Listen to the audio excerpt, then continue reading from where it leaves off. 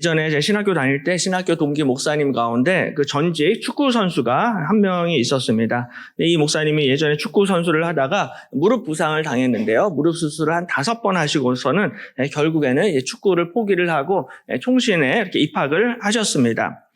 근데 이 목사님이 예전에 그 축구 선수 시절에 한 번은 이제 페널티킥을 차게 되었습니다. 페널티킥이 이제 앞에 골키퍼 한 명 세워놓고 공을 차는 거니까는 굉장히 쉬워 보입니다. 근데 실제로는 이 축구 선수들이 굉장히 이 페널티킥 찰 때마다 스트레스가 크다라고 합니다. 왜냐하면은 이 실패하면은 욕을 엄청 먹기 때문에 굉장히 스트레스가 크다라는 거예요. 그래서 이 목사님도 이제 페널티킥을 차기 전에 굉장히 고민을 많이 했습니다. 이번엔 내가 왼쪽으로 차야 될지, 오른쪽으로 차야 될까, 아니면 강하게 가운데로 그냥 차 넣을까, 굉장히 고민을 많이 했어요. 근데 그 순간 그 전날 들었던 이 찬양이 하나가 생각이 났습니다. 이 찬양이 아마 그 전능하신 나의 주 하나님이라는 유명한 찬양인데요. 이 찬양의 그 후렴에 보면요. 주의 말씀 의지하여 오른쪽에 금을 던져, 이런 가사가 있어요. 그래서 이 목사님이 그게 딱 생각이 나서 이건 하나님이 나에게 주시는 찬양의 음성이다. 응답을 받았다라고 생각을 하고요. 오른쪽으로 찼습니다. 결과는 어떻게 되었을까요? 골키퍼가 막았어요. 막아서 실패했습니다. 그래서 이 페널티킥에 이제 실패를 하고 그날 시합도 졌어요. 그래서 많이 실망을 해가지고 하나님 앞에 원망했습니다. 아니 하나님 말씀대로 정말 주의 말씀 의지해서 제가 그렇게 공을 찼는데 오른편으로 찼는데 어떻게 저한테 이러실 수가 있습니까? 막 낙심을 했습니다. 그날 밤에 와서 찬양을 한번 다시 들어봐야겠다라고 생각을 해서 찬양을 다시 들었는데요.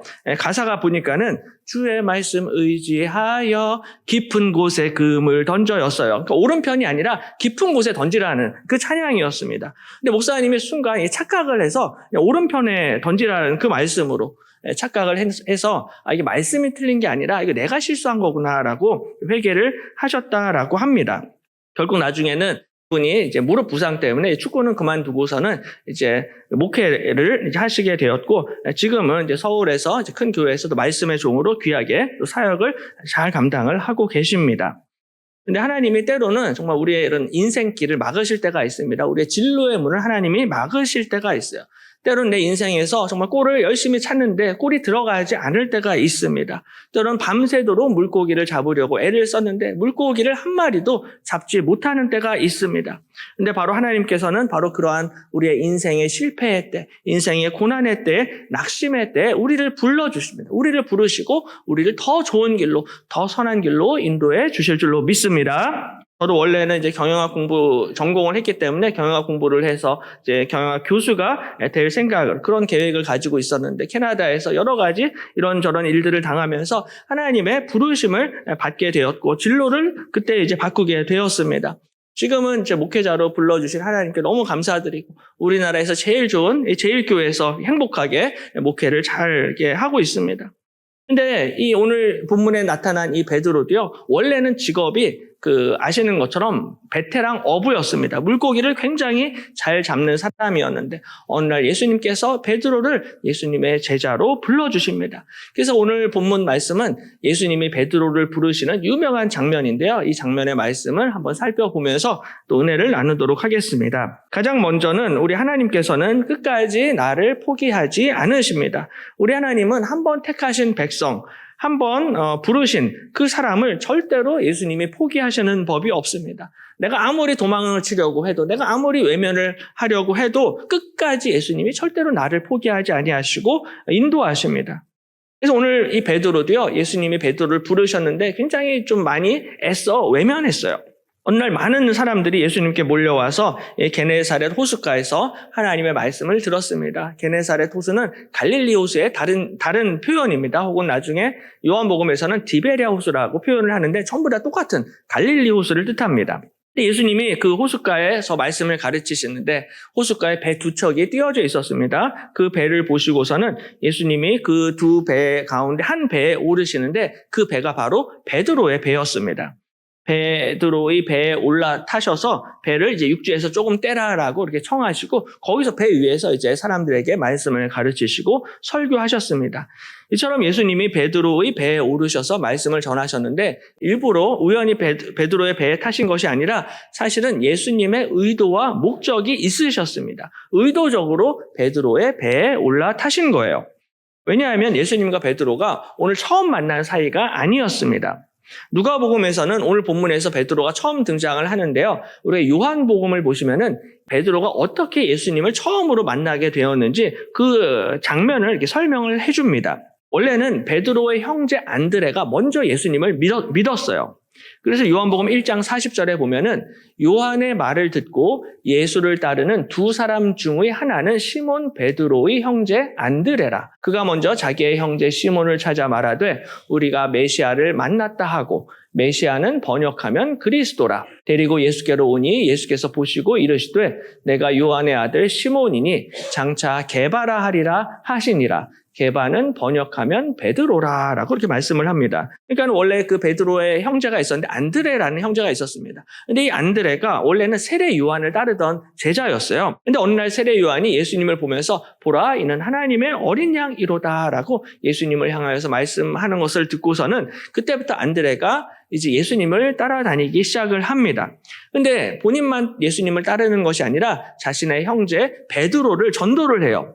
그래서 시몬 베드로를 찾아가서 내가 메시아를 만났다, 내가 그리스도를 만났다라고 자신의 형제 베드로에게 예수님을 전하게 됩니다. 그리고 그 베드로를 데리고 가서 예수님을 만나게 해요. 예수님이 베드로를 딱 보자마자 내가 요한의 아들 시몬이니 장차 게바라 하리라 라고 그렇게 말씀을 하십니다. 게바라 하리라, 이 게바라는 단어가 아람어입니다. 시리아 말인데요. 이 헬라어로 말을 하면은 이제 페트로스, 우리나라 말로는 베드로라고 이야기를 하고요. 뜻은 반석, 바위라는 뜻을 가지고 있습니다. 예수님이 베드로를 처음 보셨을 때 보자마자 베드로에게 이름을 지어주셨어요. 너는 반석이야. 너는 바위야. 너는 베드로야. 라고 이렇게 이름을 지어주셨습니다. 이렇게 보자마자 이름을 지어주셨다라는 것은 사실은 예수님이 베드로를 굉장히 사랑하시고 베드로에게 관심이 많으시다라는 것을 의미합니다.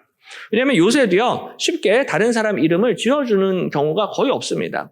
우리가 자녀들 이름을 지을 때도요 우리 자녀들을 많이 아끼고 사랑하고 관심이 많은 그런 뭐 할아버지 할머니나 어떤 선생님 스승님한테 이름을 좀 지어달라고 부탁을 하지 그냥 아무나 지나가는 사람한테 내 아이 이름 좀 지어주세요라고 말하는 법이 없습니다. 그런데 오늘 예수님께서는 베드로를 처음 보시면서 바로 그 자리에서 베드로의 이름을 지어주시는 거예요. 너는 요한의 아들 시몬이니 넌 앞으로 게바라 하리라. 너는 앞으로 바위, 반석이 될 거야 라고 그렇게 이름을 지어주십니다. 이렇게 만나자마자 이름까지 지어주신 것을 보면은 예수님이 베드로를 굉장히 사랑하셨다, 아끼셨다, 관심이 많으셨다라는 것을 우리가 알 수가 있습니다. 그러니까 예수님하고 베드로가 오늘 누가복음 5장에서 처음 만난 것이 아니라 사실은 그 전에 안드레를 통해서 예수님을 만난 적이 있는 구면이었다라는 거죠. 근데 이제 특이한 것은 베드로가 이렇게 예수님의 사랑과 관심을 많이 받았는데 베드로가 예수님을 열심히 따라다니지는 않았습니다. 오늘 본문 앞에 그 4장에 보시면요. 베드로의 장모님이 큰 열병에 걸리게 됩니다. 열병에 걸리는데 예수님이 그 베드로 장모의 병을 고쳐주세요. 누가복음 4장 38절에 예수께서 일어나 회당에서 나가사 시몬의 집에 들어가시니 시몬의 장모가 중한 열병을 앓고 있는지라 사람들이 그를 위하여 예수께 구하니라고 이렇게 말씀을 합니다. 이 장면을 자세히 보면요. 약간 이상한 점이 있습니다. 베드로의 장모가 큰 중한 열병에 걸렸습니다. 베드로 장모가 병에 걸렸으면 베드로가 예수님께 부탁을 해야 되잖아요. 예전에 예수님하고 만난 적이 있는 사람이니까는 아는 사이니까는 베드로가 얼마든지 장모님을 고쳐주십시오라고 예수님께 부탁을 할 수가 있는데 부탁한 사람이 사람들이 그를 위하여 예수께 구했다라고 말씀을 합니다. 베드로가 장모님 위해서 구한 것이 아니라 주변 사람들이 이 여인을 고쳐주십시오라고 예수님께 간구를 했다라는 거예요. 아니 장모가 아프면 사위가 당연히 기도를 하고 기도 도움을 구해야 하는데 이 사위 베드로가 아니라 다른 사람들이 예수님께 이 여인을 고쳐달라라고 그렇게 요청을 했고 예수님이 그래서 장모님을 고쳐주십니다. 그러므로 오늘 베드로가 사실은 예수님을 열심히 아주 막 적극적으로 따라다닌 것은 아니다라는 것을 우리가 추정할 수가 있습니다. 당시에 많은 사람들이 예수님을 따라왔습니다. 예수님을 쫓아다녔어요. 예수님이 한적한 곳에 아무도 모르는 곳에 조용히 계셔도요. 어떻게든 사람들이 다 그냥 알아내서 찾아와서 예수님께 찾아와서 예수님의 말씀을 듣고 예수님의 병 고침의 치유의 기적을 경험을 했습니다. 많은 사람들이 몰려왔는데, 근데 정말 아이러니한 것은 정작 예수님의 사랑을 가장 많이 받았고 예수님의 관심을 많이 받은 이 베드로의 모습이 이 사람들 사이에 없었습니다. 이 베드로가 예수님 옆에 있지 않았다라는 거예요. 사람들은 전부 다 교회에 와서 예수님 말씀 듣고 하나님 말씀 듣고 있는데 베드로는 그 시간에 그물을 씻고 있었습니다. 오늘 2절에 보면요. 호숫가에 배 두 척이 있는 것을 보시니 어부들은 배에서 나와서 그물을 씻는지라 라고 말씀을 합니다. 베드로가 그 전날 밤이 새도록 열심히 낚시를 하고 물고기를 잡으려고 했는데 한 마리도 잡지를 못했습니다. 그리고 나서 이제 아침이 돼가지고 배에서 나와서 이제 그물을 열심히 씻고 있었습니다. 우리 예수님께서 베드로를 특별하게 생각을 하셔서 베드로에게 이름을 지어주시고 베드로를 부르셨지만 베드로는 예수님을 따르지 않았고 여전히 자신의 그물을 던지면서 물고기를 잡느라 애쓰고 수고하고 있었습니다. 예수님이 베드로를 사랑하셔서 베드로의 장모의 열병까지도 다 고쳐주셨지만 이 베드로는 끝까지 예수님을 외면했습니다.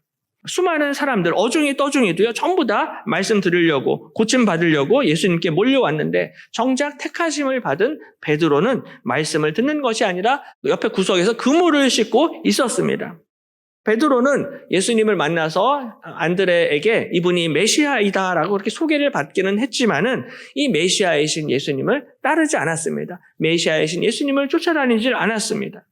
이 베드로뿐만이 아니라 사실은 우리도요, 오늘 이 베드로처럼 때로는 우리가 예수님을 피할 때가 있습니다. 때로는 예수님을 외면을 할 때가 있습니다. 안드레가 자신의 형제 베드로에게 예수님을 소개를 했던 것처럼 아마 우리도 누군가가 우리에게 예수님을 소개해 주신 분이 계실 거예요. 우리 엄마 아빠가 예수님을 소개했든지 아니면 우리 형제 자매가 나에게 전도를 했든지 아니면 내 친한 친구나 이웃이 아마 우리를 전도해서 사실은 우리가 이 자리에 앉아 계실 것입니다.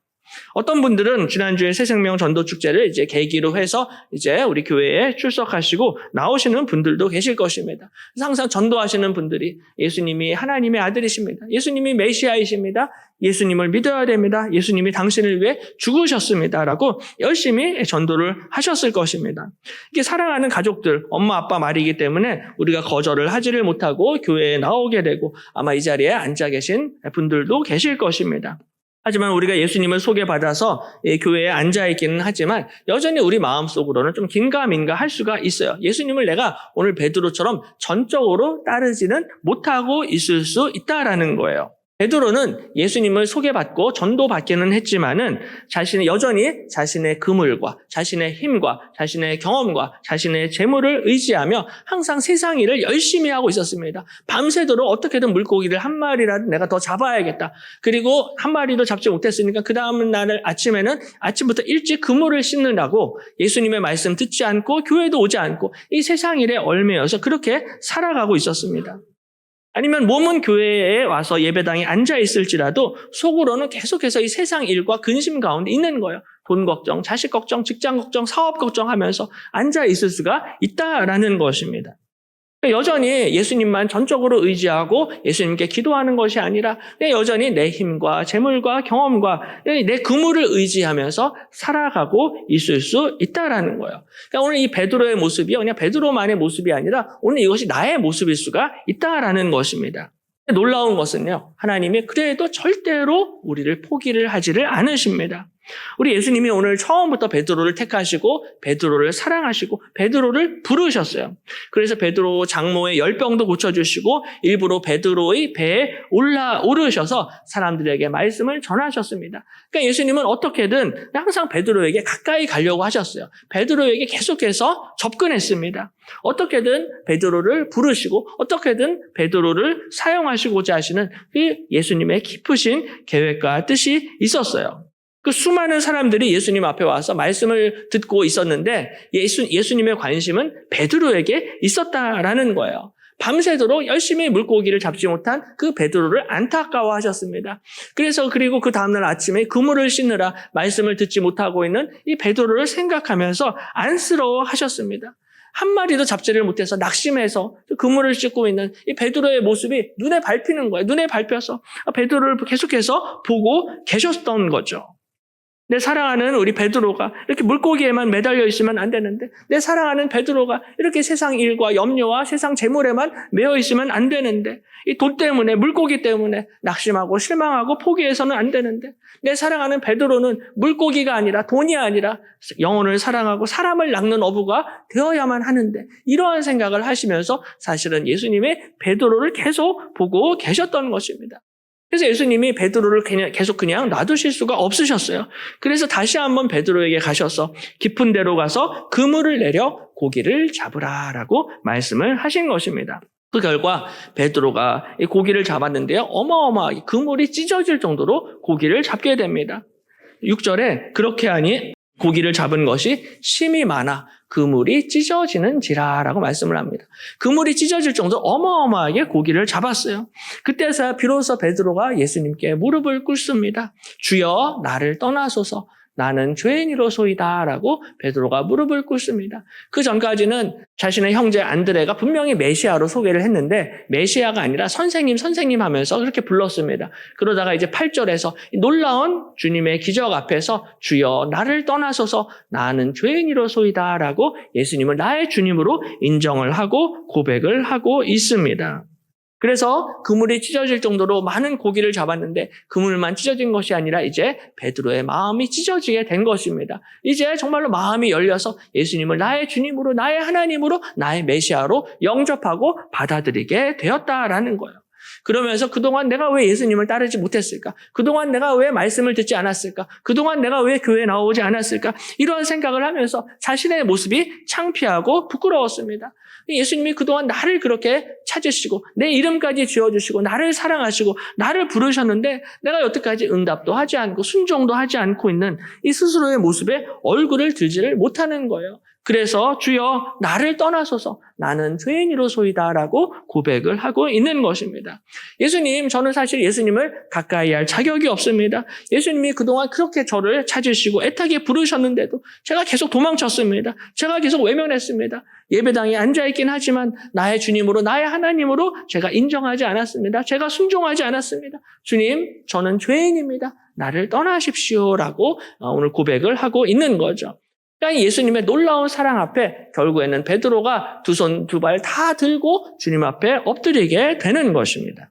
우리 예수님께서는요, 베드로를 절대로 포기하지 아니하십니다. 근데 이것이 베드로뿐만이 아니라 우리 하나님께서는 이미 창세 전에 저와 여러분을 택하여 주신 줄로 믿습니다. 우리가 상상도 하지 못할 사랑으로 세상을 창조하시고 만드시기 전에 이미 저와 여러분을 택하셔서 하나님의 자녀로, 하나님의 백성으로 우리를 불러주신 것입니다. 그러므로 우리가 오늘 이 자리에 앉아있는 것이 절대로 우연이 아니다라는 거예요. 우리가 새생명 전도축제 때 초대를 받은 것도 절대로 우연이 아닌 것입니다. 우리 하나님께서는 여러분 한 분 한 분을 사랑하셔서 부르시고 이 자리로 인도해 주신 줄로 믿습니다. 우리 하나님은 한 번 택하신 자들을 절대로 포기하지 아니하십니다. 반드시 그들을 부르시고 그들을 하나님의 백성으로, 예수님의 제자로 삼아 주시는 것입니다. 또 한 가지 교훈은요, 우리 하나님께서는 영혼 구원을 위해서 우리를 부르신다라는 사실입니다.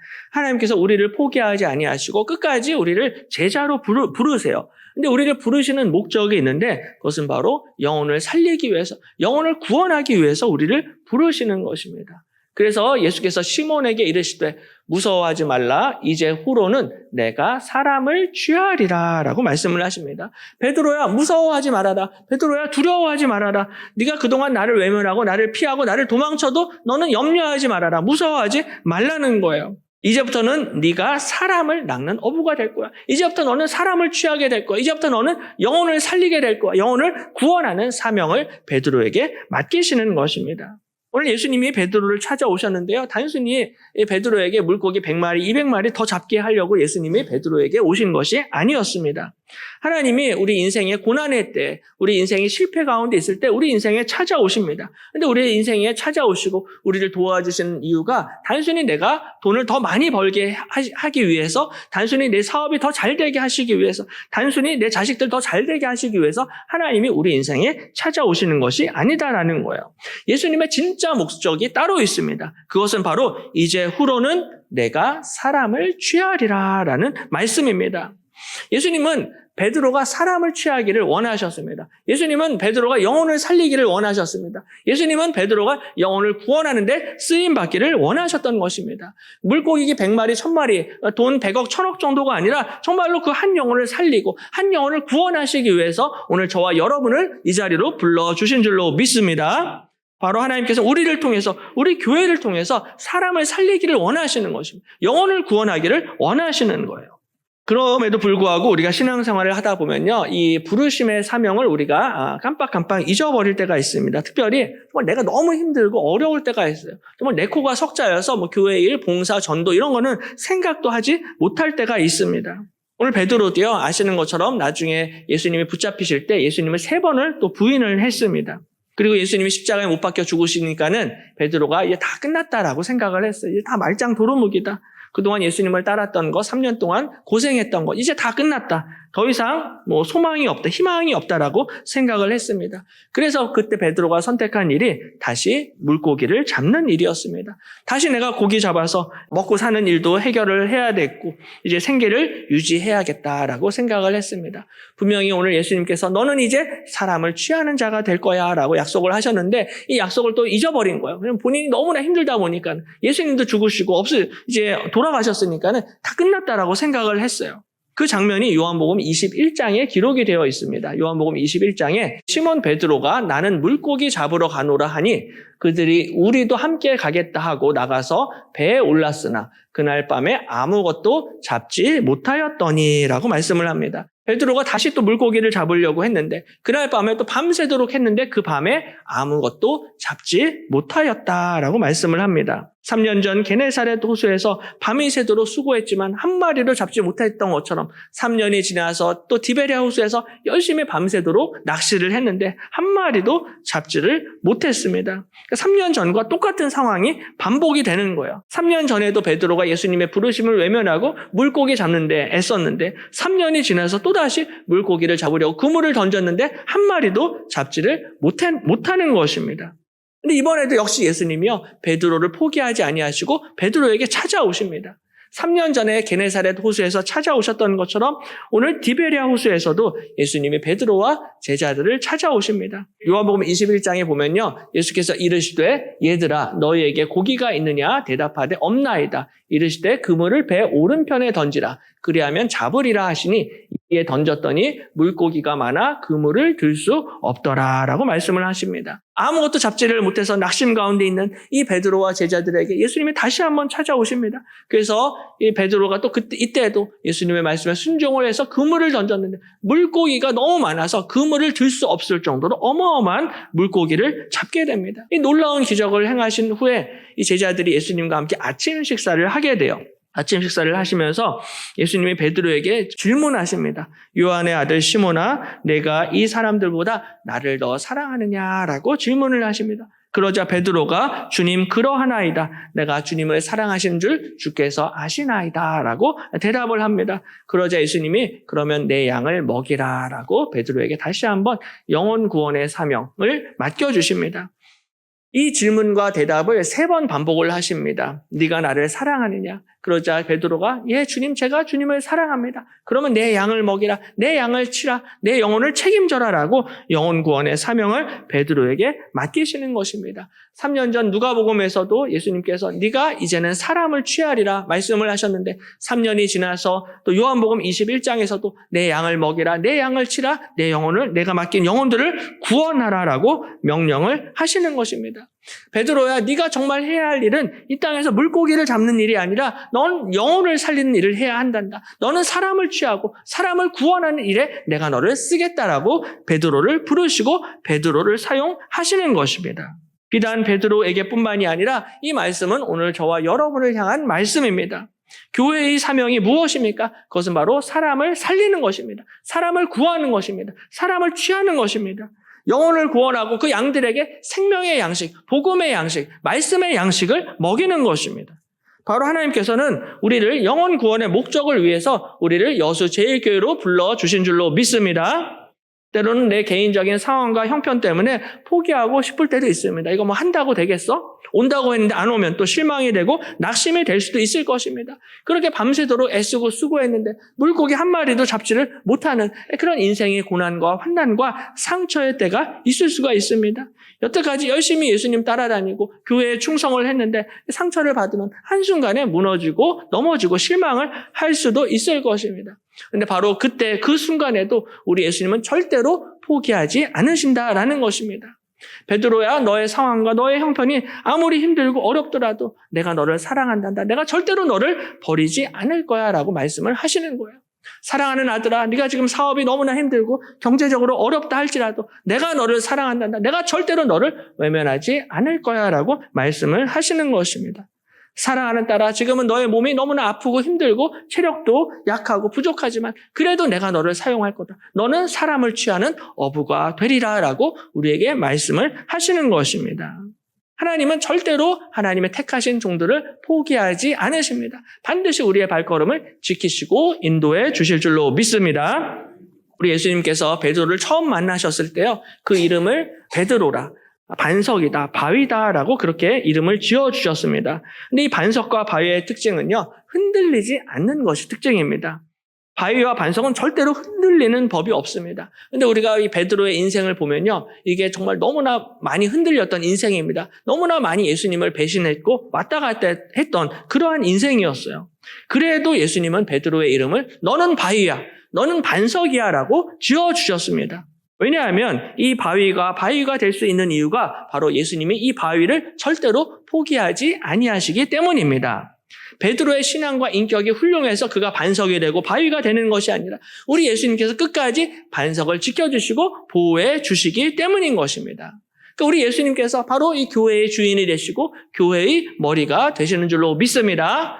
교회가 반석이 될 수 있는 이유, 교회가 복음을 전할 수 있는 이유가 우리가 똑똑해서, 우리가 뭐 돈이 많아서, 우리가 우리의 신앙과 믿음이 좋아서 그것이 아니라 하나님께서 교회를 반석 위에 세우셨기 때문에 그렇습니다.